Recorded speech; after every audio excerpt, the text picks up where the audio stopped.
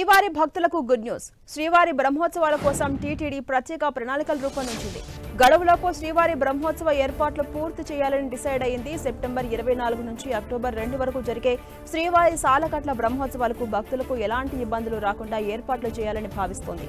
బ్రహ్మోత్సవ రోజుల్లో భక్తుల రద్దీ కారణంగా విజిలెన్స్, పోలీస్ విభాగాల సమన్వయంతో పటిష్ట భద్రతా ఏర్పాట్లు చేయబోతున్నారు. ట్రాఫిక్ సమస్య తలెత్తకుండా ప్రత్యేక ప్రణాళికలు రూపొందించి రోడ్ మ్యాప్లు, పార్కింగ్ ఏర్పాట్లు చేయాలని ప్లాన్ చేస్తోంది. భక్తులను ఆకట్టుకునే విధంగా విద్యుత్ అలంకరణలు, ఫల, పుష్ప ప్రదర్శన ఏర్పాటు చేయాలని టీటీడీ అదనపు ఈవో ఆదేశించారు. శ్రీవారి సేవకులుగా యువతీ యువకులను ఆహ్వానించి భక్తులకు మెరుగైన సేవలు అందించేందుకు కృషి చేయాలని తెలిపారు. సెప్టెంబర్ 27 రాత్రి 9 గంటల నుంచి సెప్టెంబర్ 29 ఉదయం 6 గంటల వరకు తిరుమల ఘాట్లో ద్విచక్ర వాహనాలను అనుమతించకూడదని ఆదేశించారు. ఇక భక్తుల రద్దీకి తగినట్టు లడ్డూలు నిల్వ ఉంచుకోవాలని అధికారులకు అదనపు ఈవో చౌదరి సూచించారు.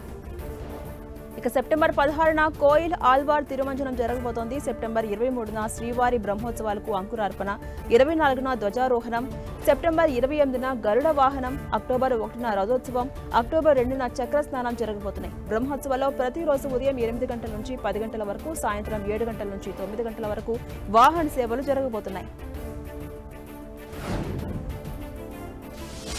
ఏపీలో కానిస్టేబుల్ అభ్యర్థులకు ప్రభుత్వం గుడ్ న్యూస్ చెప్పింది. తుది రాత పరీక్ష ఫలితాలు విడుదల చేసింది. ఈ ఫలితాలను police recruitment board chairman RK Meena విడుదల చేశారు. ఈ పరీక్షలకు మొత్తం 37,600 మంది హాజరు కాగా 33,921 మంది అర్హత పొందారు. పోలీస్ రిక్రూట్మెంట్ బోర్డు వెబ్సైట్లో ఓఎంఆర్ షీట్స్ ను అందుబాటులో ఉంచారు. ఈ నెల 11 నుంచి 17 వరకు అభ్యంతరాలు స్వీకరించబోతున్నారు. వివిధ దశల్లో నిర్వహించిన వడపోత తర్వాత ఫైనల్ రాత పరీక్షను జూన్ 1న నిర్వహించబోతున్నారు. ఫైనల్ గా సెలెక్ట్ అయిన వారి వివరాలను అధికారిక వెబ్సైట్లో ఉంచారు.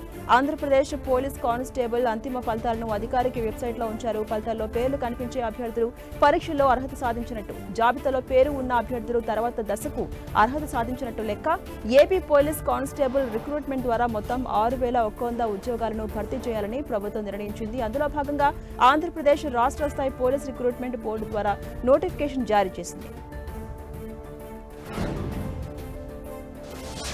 ప్రభుత్వ ఉద్యోగులకు జీతాలు భారీగా పెరిగే అవకాశం ఉందా అంటే అవుననే సమాధానమే వినిపిస్తోంది. 8వ వేతన సంఘం సిఫారసులు 2026 జనవరి నుంచి అమల్లోకి వస్తాయని అంచనాలున్నాయి. దీంతో జీతాలు 30 నుంచి 34% వరకు పెరిగే అవకాశం ఉందని తెలుస్తోంది. దీంతో సుమారు 1 కోటి మందికి పైగా ఉద్యోగులు, పెన్షనర్లకు లబ్ధి చేకూరబోతోంది. అయితే నివేదిక సిఫారసులను ఆమోదించిన తర్వాత మాత్రమే ఇది అమలవుతుంది. 8వ వేతన సంఘం సిఫారసుల వల్ల దాదాపు 44 లక్షల మంది కేంద్ర ప్రభుత్వ ఉద్యోగులు, 68 లక్షల మంది పెన్షనర్లు లబ్ధి పొందబోతున్నారు. ఇది వారి జీతాలు, అలవెన్స్లు, ఇతర ప్రయోజనాలను కాపాడబోతుంది. 8వ వేతన సంఘం అమలు జనవరి 2026 గడువును దాటే అవకాశం ఉందనే అంచనాలు కూడా వెలువడుతున్నాయి.